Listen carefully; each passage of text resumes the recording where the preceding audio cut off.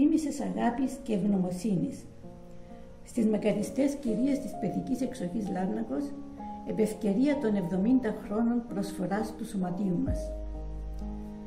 Εσταθήκετε αντρόσιν και ψηλώσαμεν εμείς, και αν κάμνουμεν το γραίος αδροπιάς και της τιμής, εμπουπιάσαμεν τη στράτα που χαράξετε εσείς, με το γέμα της καρδιάς σας και τον άμα της ψυχής.